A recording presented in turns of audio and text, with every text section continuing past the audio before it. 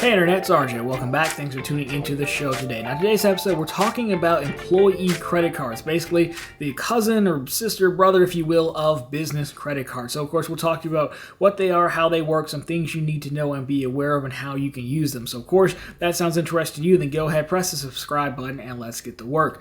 Now, of course, employee credit cards, as the name would suggest, are credit cards that you give to employees. Now, in order to understand that, of course, we have full videos on business credit cards, how to get those that I can link down below for you as well. But how it normally start is, you're running a business, so we'll take this. This is Profitable Content LLC.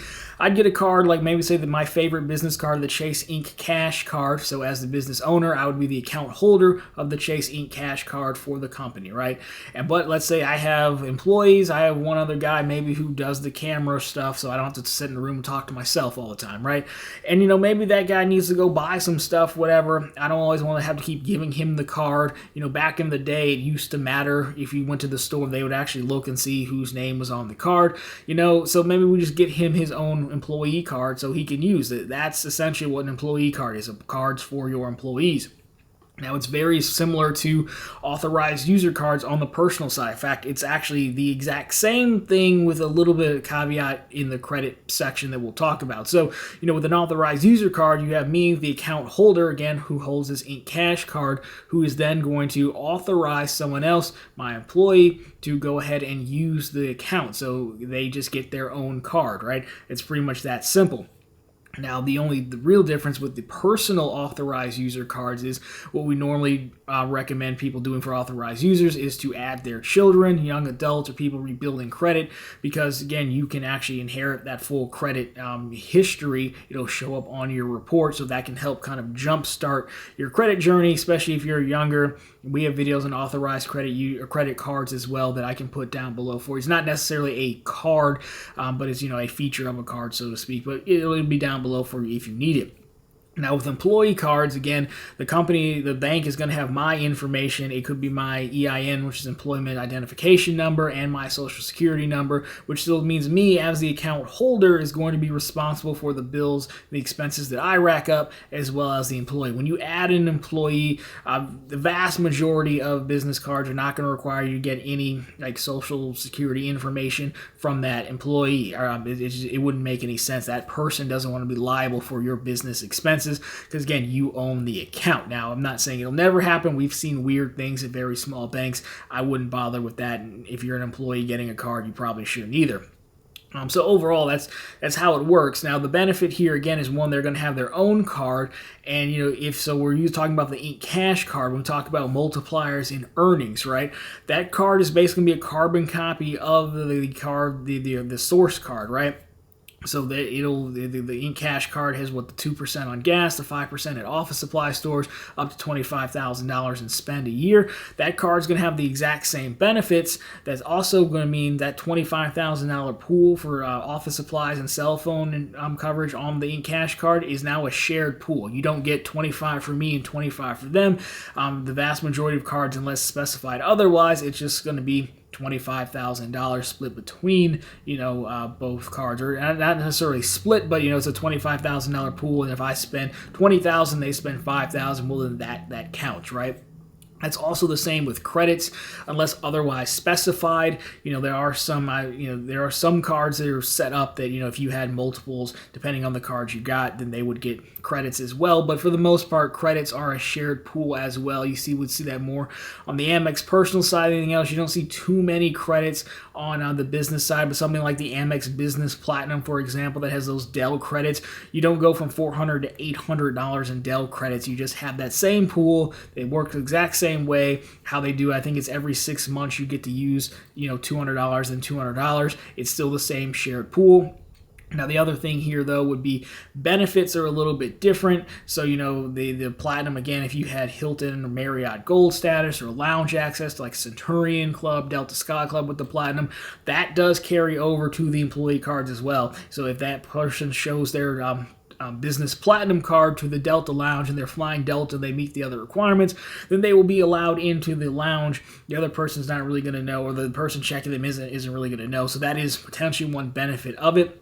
Now, when you talk about cost, though, of adding these cards, and again, if it's a no annual fee card, then usually there is no fee to add employee cards. If there is an annual fee, like the Business Platinum card, for example, then usually there's going to be a fee to add another Business Platinum, because again, it's an expensive card, it's a $700 card.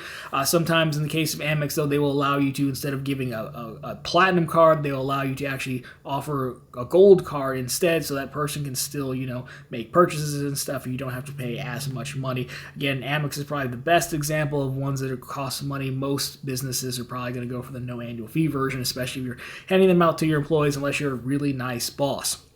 So really that's it. And, it's important to draw the distinction between these cards and corporate cards, though.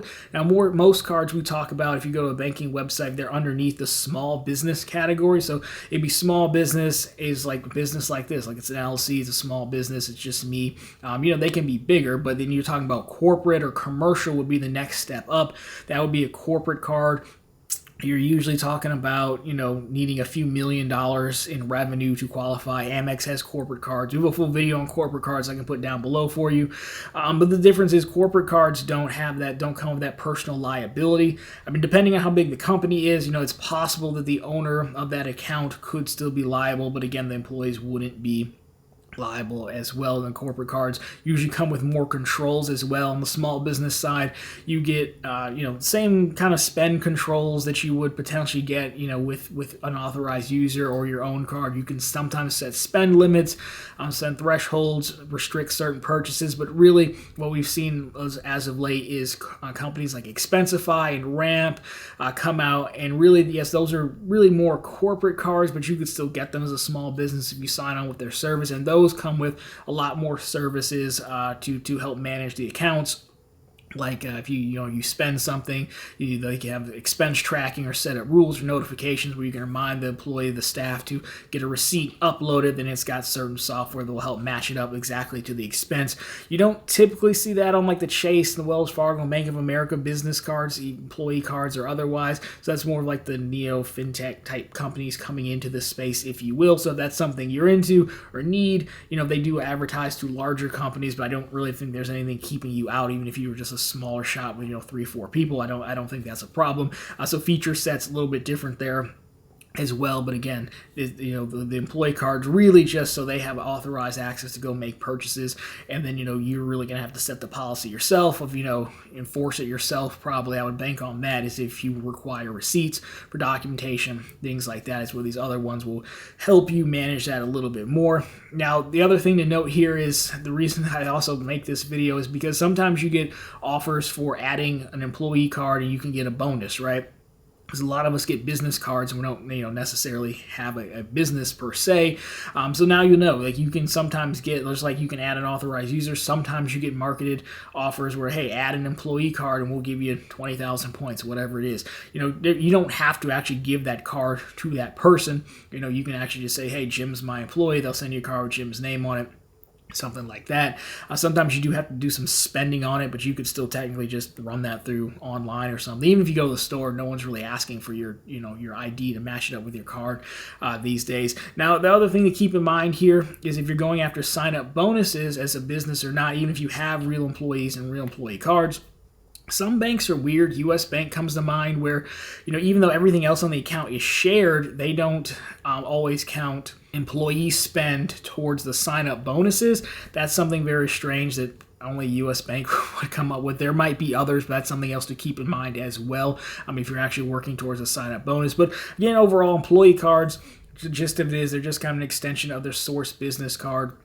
No, not really different than authorized user cards, except for that credit piece. You're still going to be responsible for paying it, all that good stuff. So anyways, guys, that is a look at employee cards. So if you like this one, of course, drop me a thumbs up down below. If you found it particularly interesting, consider subscribing to the channel, so we're posting content just like this every week and right back here every Sunday with all the news you can use in the week that was in credit and finance. Question for you guys is, let me know down below, what are some of your favorite cards? If you're an actual business customer, what are some of your favorite business cards? How have you used employee cards, or do you kind of lean towards those Expensify and those Ramps to solve your business and employee card needs? Love to get your thoughts on that. But anyways, guys, that's going to do it for this one. As always, thank you so much for watching. I'll talk to you very soon in the next one.